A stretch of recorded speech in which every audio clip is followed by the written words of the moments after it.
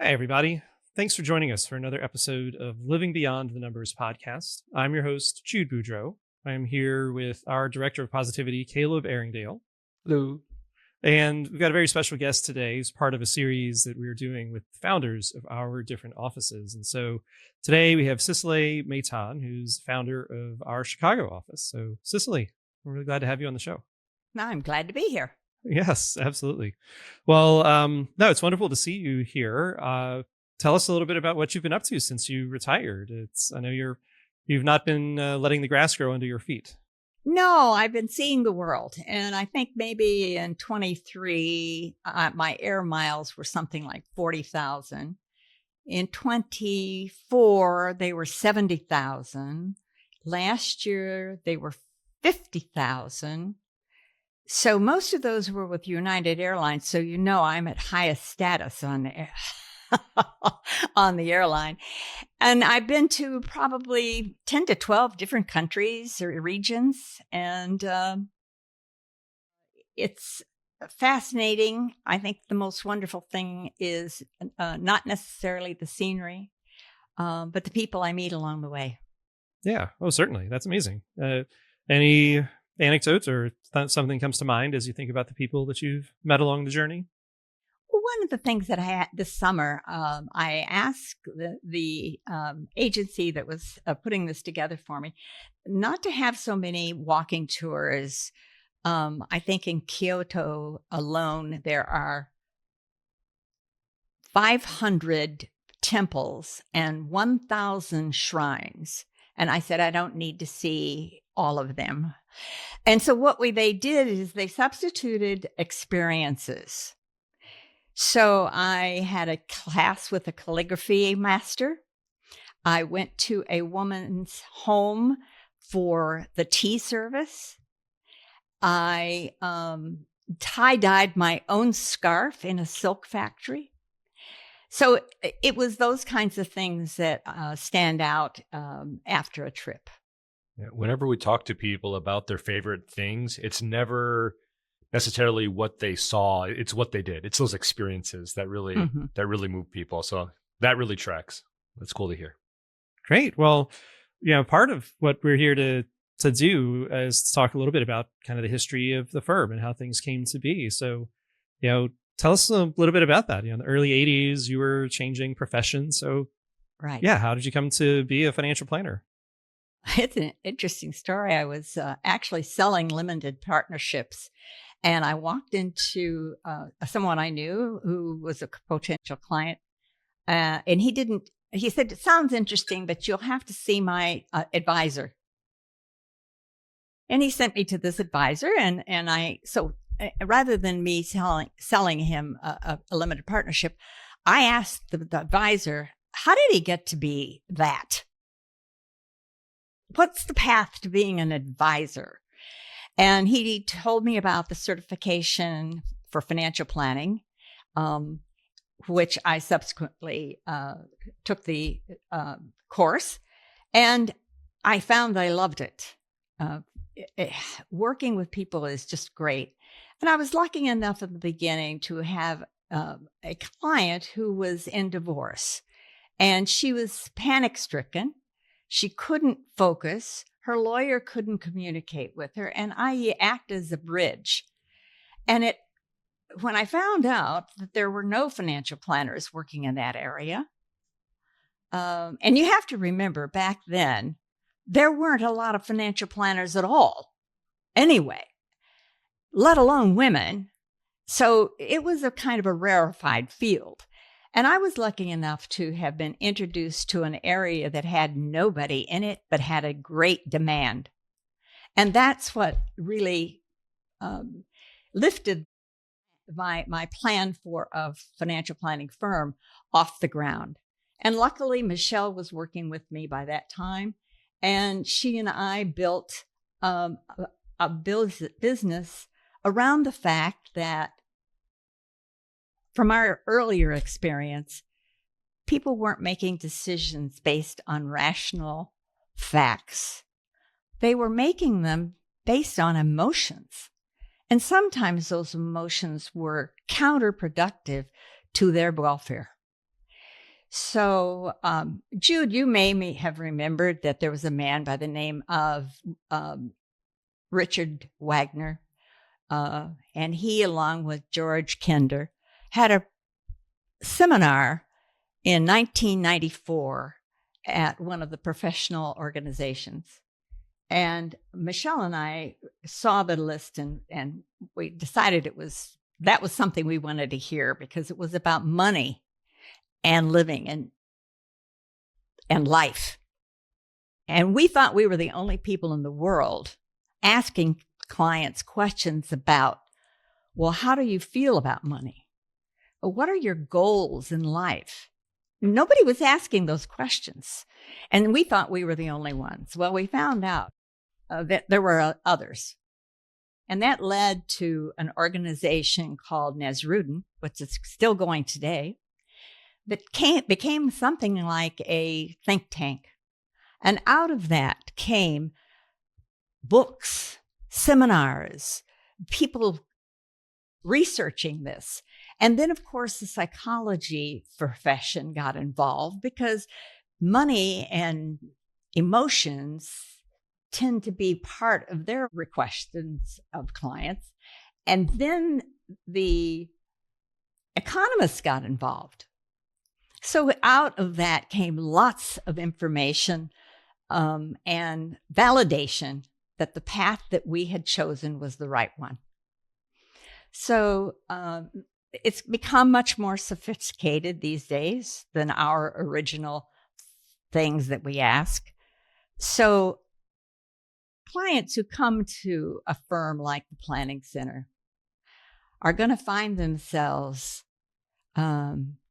perhaps delving into their own thoughts, emotions, backgrounds, to get better positioned to make better decisions. So that was a long answer to how did I start and where did we get? But it's been a wonderful trip. And working with my daughter for all of those years has been an especial benefit to me, and I hope her. We're still really good friends and still see each other often. So it must have been working, because we managed to stay together. And even in the times when we had differing opinions, we found ways to get through it.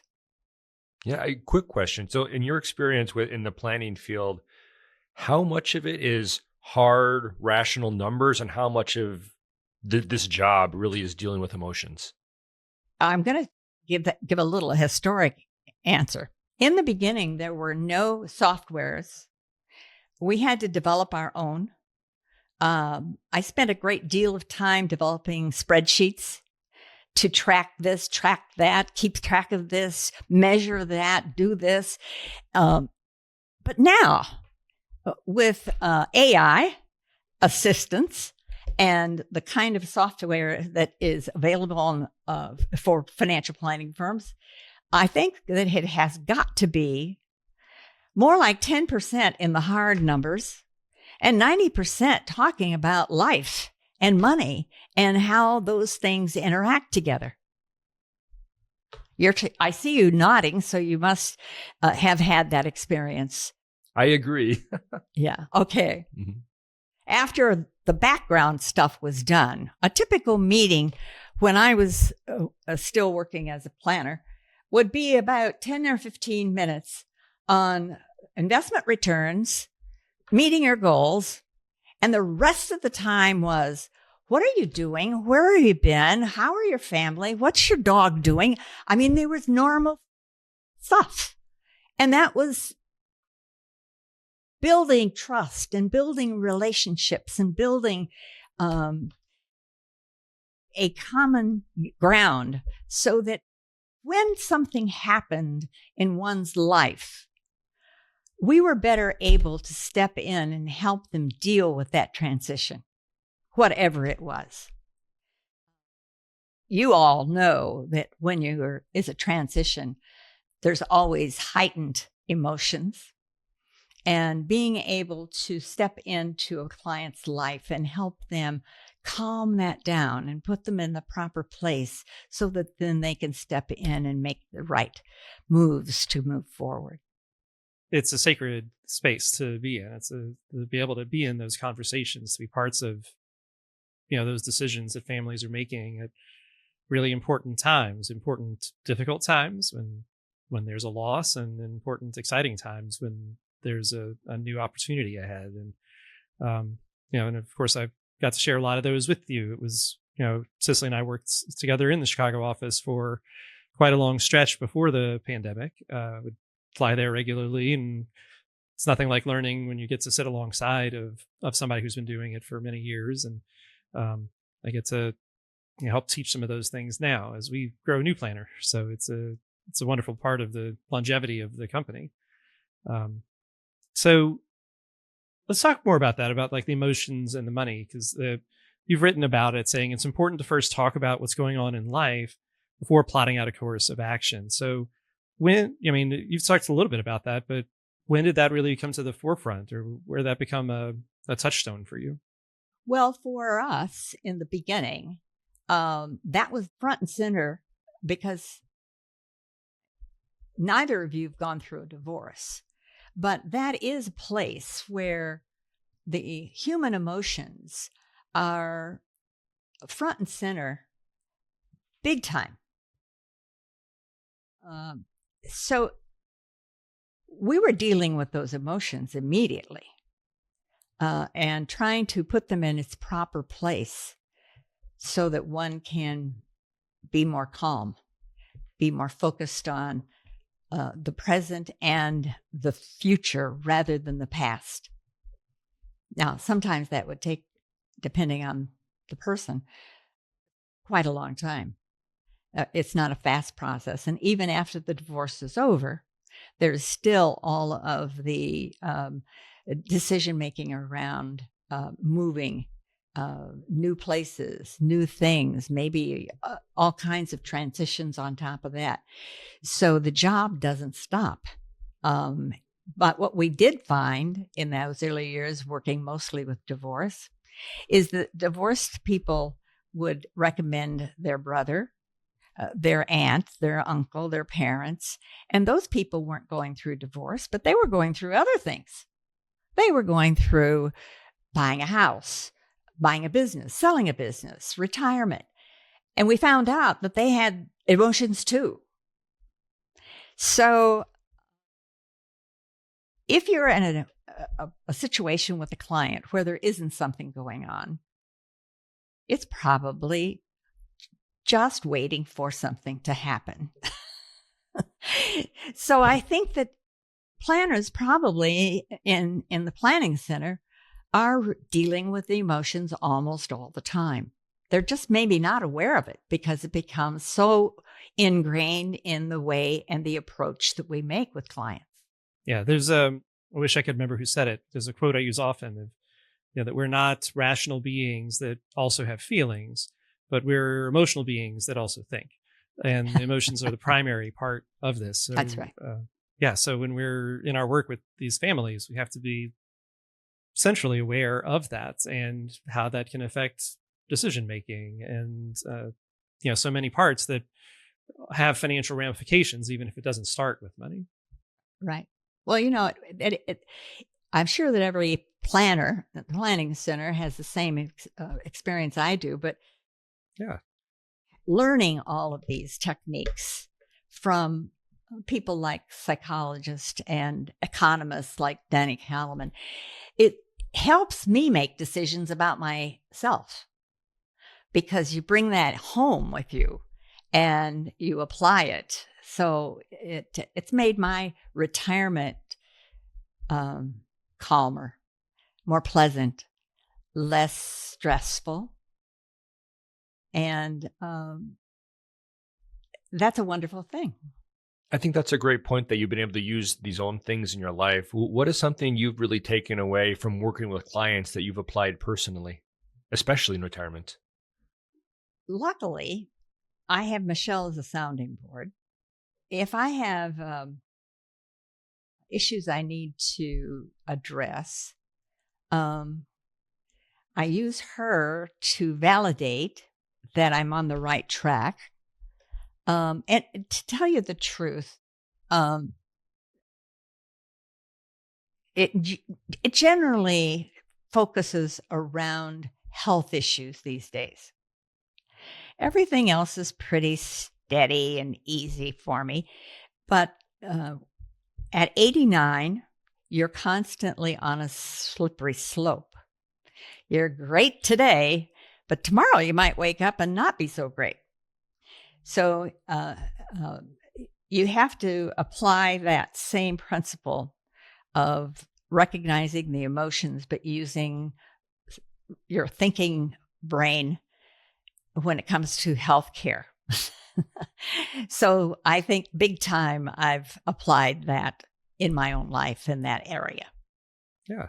Well, one of the questions that I actually had on list was you talked about, clearing your mind before meetings, but certainly other healthy habits that, have helped you, get to 89. And not only that, but still continue to, fly tens of thousands of miles a year. Right. So, so how do you feel like what practices kind of helped you over that, with this longevity and with this idea of a long life? Well, certainly I review my financial plan and with Michelle because things happen. And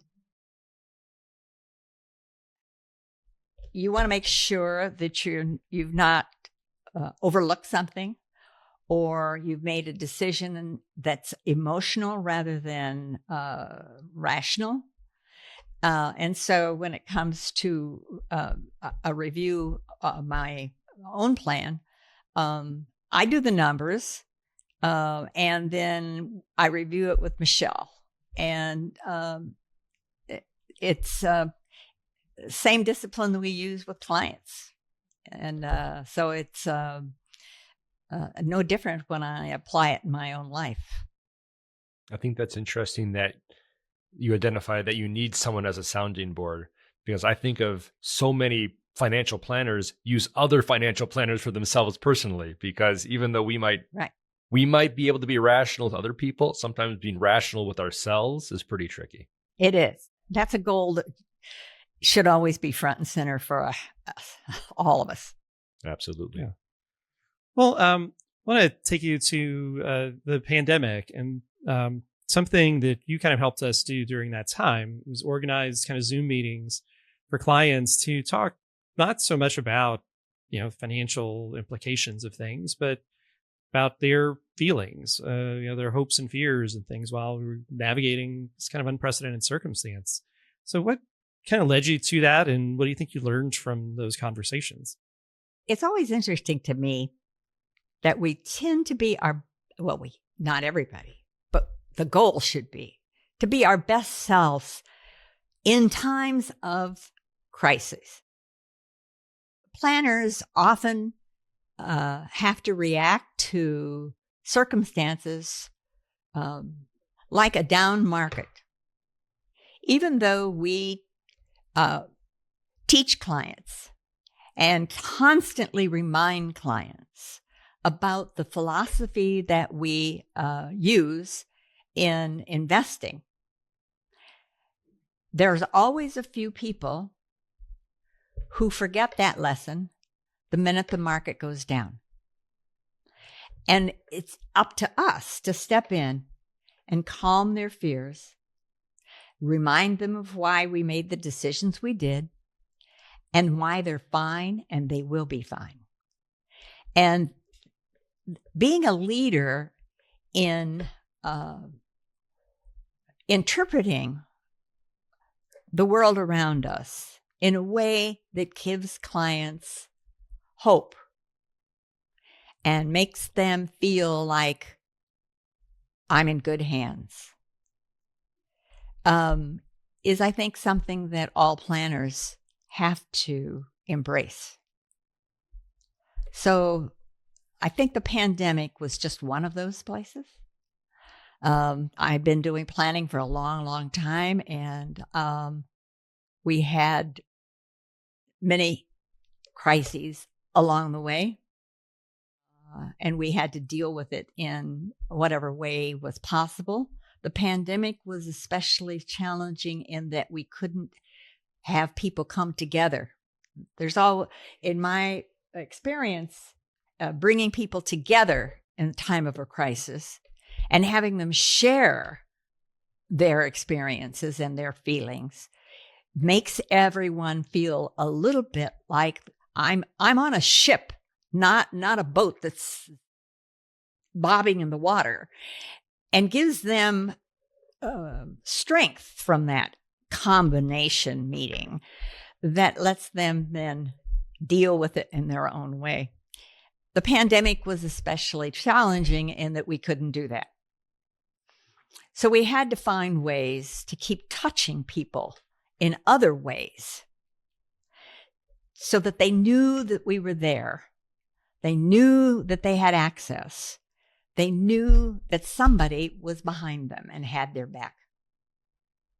So it was, I think, if I remember correctly, which sometimes I don't always remember correctly, that's one of the fallacies we all have, is that we think that we remember things this way, and it's not always the way it is.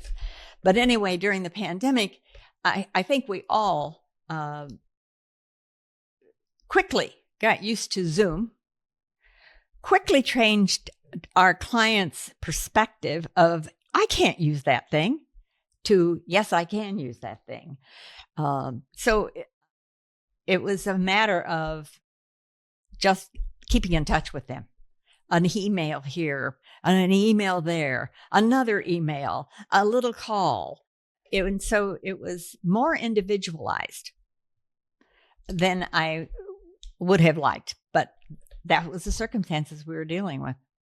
Sure. And I think that's the, one of the benefits of a firm like ours is that you don't have tens of, thousands of clients. We can have some of those individualized, touches and be able to, do those reach outs. Well, that's interesting. I just recently made the decision to go to a concierge doctor. And that very reason is because my primary physician saw 2,000 to 3,000 patients a year. And it wasn't that he wasn't really a fine doctor and was terrific, but he just simply was overloaded. My concierge doctor has something like 200 to 300 to take care of. And so I made the decision that was the course that I wanted to go. Sounds great. I think it's like many things, we choose to, do the things that are important to us in life and use our financial resources to support those things. And so, right. So yeah, I think that sounds great. And it seems like it's been a good fit for you as you've navigated that pathway. So we've talked a lot about things that have worked really well for you. Have you had any failures in the business? Anything you've tried that just did not work that you learned from? I'm sure there are hundreds. But I tend to have a very positive outlook about life. And just like my own personal hiccups in life, I tend to color them in learning experiences. Mm-hmm. So, Caleb, I'm going to disappoint you. I can't remember. I just know there were a lot of them. That's probably a lesson in itself right there, to not focus on those failures, to just say, hey, try something different, stay positive. Right. And it's obviously been extremely successful. So that's great. One question the team had, I want to make sure I get to ask. You answered financial planning, which is still predominantly a male profession, but it absolutely was, when you began in that world. So can you share a bit about what that was like, and if there was a moment or experience that captures what being a woman in that environment was like for you? I was lucky enough to have a number of male planners who I became lifelong friends with, who encouraged me even when I heard these snide remarks from people as I would walk by or after I would make a presentation. It was more like, don't pay any attention to that. It just focus on what you're doing, focus on your client and building your business, and don't pay any attention to them. It's, it was counterproductive, and I was not a part of any movement. I just did my thing the way I wanted to do my thing. Yeah, perfect. Well, I'm curious if you had any thoughts to share just on, I wanted to ask you to talk a bit about this kind of working with Susan Bradley and financial transitionists and this idea of, working with families in transition. You've touched on this already, but is there anything that comes to mind for you from, kind of that long relationship and those experiences? Well, Susan and I met, I think it was 1990 in Washington, D.C. at a conference on the future of Social Security. And we sat at the same table for lunch. And we've been friends ever since. That's a long time. So when we would go to conferences, we almost always bunked together or hung out together. In the early years, we would talk about our work and how it coincided and what things were in common and what things were different. Her area of concentration were the ultra wealthy. She lived in West Palm Beach, and that's a concentration of a lot of very high net worth families. And so I was working in the area of mostly divorce. And so we would talk about the emotions that we found our clients with and how similar they were and how could we capture on that. So luckily, Susan organized the Sudden Money Institute. She was looking for people to help her out. And I think Dick Wagner and I together wrote a check each for $10,000 and handed it over to her and said, go for it. You're the one to do it. And the one thing about Susan is as things change, as clients change, as the environment changes, as she learns new things from research, she comes up with methods and processes that help the practicing financial planner do their job better. And so working with her has been a joy. And I have enjoyed every minute of being a certified financial transitionist. She and I both talked about how the transition in life had patterns. And she took that and developed a methodology by which planners can take clients through transitions because they tend to have similarities from time to time, from issue to issue, from transition to transition, so that they're repeatable. And I know that when I would have a problem with a client, and I know Michelle has relied on Susan too, I just pick up the phone and I call Susan and have a brainstorm with her about this is the situation. This is how the client is exhibiting this behavior. How can we intervene here? And Susan comes up with an answer or two. And then pretty soon she's got it on her website for other planners to use in situations that are similar. So she has enriched the planning process for everyone who is in this field in some way and has made an impact on the way people think about financial planning. So it's been a real joy to see her growth and her path as she has woven it through the years.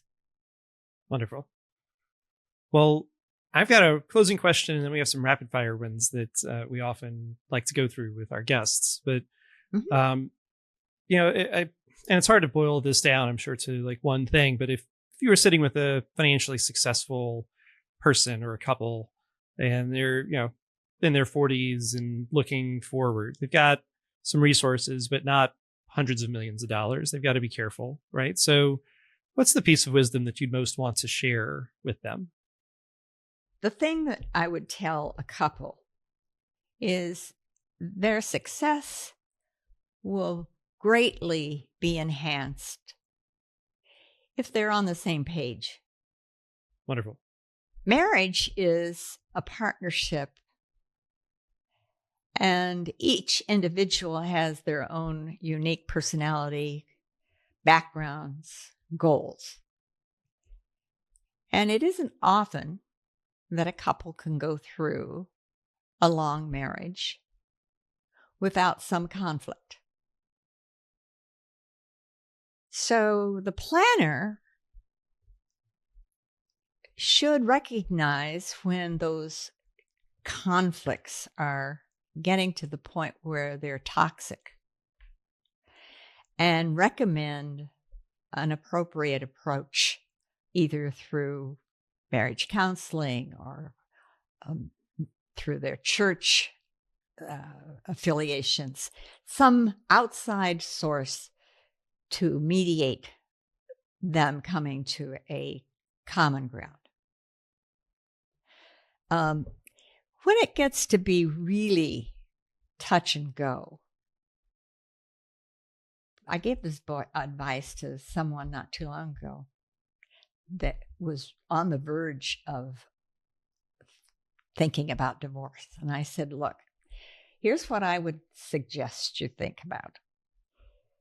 If the issue that you're conflicted about is so important to you and your spouse is an impediment and causing great stress, then maybe divorce is the answer. But if your spouse is someone that you want to spend the rest of your life with and is dear to you, and you can't imagine not being with that person, then give that issue up. Just throw it away. Ignore it. It is not important. So I guess my advice to a 40-year-old couple is stay on the same page. Very cool. Well, Caleb, you have a couple of rapid fire questions for us as we pop through. Yeah, definitely. And thank you so much, Cicely. This has been fantastic. Really enjoyed listening to your insights. But are just three final questions. First of all, we ask this to everyone. What's your favorite animal? Well, I have to say I have two. Horse from a domestic side and elephants out there in the wild. Very nice. And for someone who's traveled around the world as much as you have, you've seen many, many animals. So I know you have both been you and your daughter have been involved in many different conservation efforts. So that's cool. Yes. That's great. Favorite trip you've ever done? Because it's right in my mind, I think our recent trip last September was to Zimbabwe. We hired a personal guide who took us through the whole trip, the same guide. And he was, first of all, he had a great sense of humor. So it was fun to be around. He was very knowledgeable. He was also know every bird in Zimbabwe, which made Michelle very happy. And he was a professional photographer, which really made Mike happy because he loves photography. So, and not only that, he's good looking. So that made me happy. That is excellent. No, many thanks. Final question. What is the best advice you have ever received? I received some advice from one of my teachers when I was a junior in high school. I tried out for a play and I got the lead. And I was 16, 17? So in one scene, the director asked me to walk across the stage in a very sexy way. And I stopped I looked at him and I said, "Well, I don't know how to do that." And he, "My dear, fake it until the right thing comes along." Well, that stayed with me my whole life. Sometimes you just have to fake it until the right thing comes along. So we've asked this question to many people. Fake it till you make it has come up actually several times. So I think that is, if you don't feel fully confident about something, that's okay. Jump in, give it a shot. You'll figure it out. That's right. That's great. No, thanks, Cicely. That's excellent. Yeah. Well, any closing thoughts, Cicely? Anything that you wanted to share that we didn't get to talk about? Well, I'm just delighted that the Planning Center meets so many clients in all of their locations and helps them along their way. Everybody needs a helping hand. And I think that's one of the legacies that the Planning Center is going to have for a long time. Yeah, no, that's, I feel a lot of responsibility for kind of carrying that forward, being, somewhere in between the initial founders and the people who will, be the next generation. So yeah, I think we all very much believe in and embrace that idea that, what we're here to help, and we'll help the people who are along the way, whatever that looks like. So, great. Well, thanks for spending some time with us, Cicely. We really appreciate it. And, yeah, always excited to see where your next adventure is. So keep us all posted. Well, I think next is a South America tour, and then in the fall, I'm going to go to China. Fantastic. Well, very cool. Caleb's been all over South America, so maybe need to have a different conversation there too. So yeah, good. All right. Great. Well, thanks again, Cicely, and thanks to all of you for joining us for another episode of the Living Beyond the Numbers podcast. You can reach me. I'm Jude at theplanningscenter.com, and Caleb is Caleb at theplanningscenter.com. And if anybody would like to get in touch with Cicely, email me. I'm fortunate to work with many of the clients that Cicely has worked with for many years, and so I can make that connection for you all out there. So thanks again for joining us, and please like and subscribe, and we'll see you in another episode. Have a great day.